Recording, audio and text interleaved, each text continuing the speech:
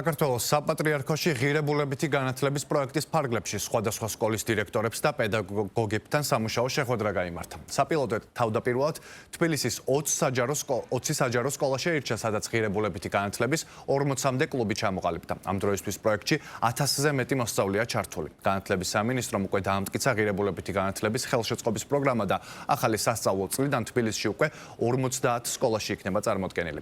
პროექტში მონაწილეობა არის ნებაყოფლობით.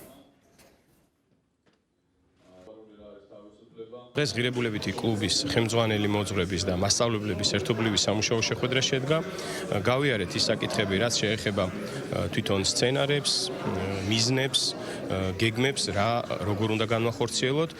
ჩვენ ვცდილობთ, რომ მეტი ღიაობა გქონდეს, არც ერთი საკითხი არ იყოს ისეთი, რომელიც მათ აინტერესებდა და ჩვენ მასზე წარმოდგენა არ შევქმნათ, არ დავანახოთ, რომ ეს პროცესი იყოს მაქსიმალურად ურთიერთშეთანხმებაზე, კოორდინაციაზე და ღიაობაზე დაფუძნებული. ჩვენი აქტივობები არ არის მხოლოდ მონოლოგის რეჟიმში, მე როგორც მენტორი არ ვქადაგებ იქ, ჩვენ ვსვავთ საკითხს, თუ რომელ ღირებულებაზე ვისაუბრებთ, გაწერილია სცენარები, თქვათ რომელ კვირას, რომელ ღირებულებაზე უნდა ვისაუბროთ, იქნება ეს უნივერსალური ეროვნული და პიროვნული ღირებულებები. საინტერესო არის ბავშვებთან მუშაობა იმ მხრივ, რომ მათ თავად მოინდომეს ეს ყველაფერი, თავად არიან მომსწრე აი ამ გამოწვევებისა, რაც ჩვენ ღირებულებით განათლებაში გვაქვს და შესაბამისად ისინი ზუსტად პასუხობენ აქცენტებს. არაფორმალური ასე თქვათ ხედვით შემოვიდა სკოლაში, არაფორმალური განათლება ძალიან მნიშვნელოვანია იმ ღირებულებების გასაზრებლად, რაც მოგვიტანეს ჩვენ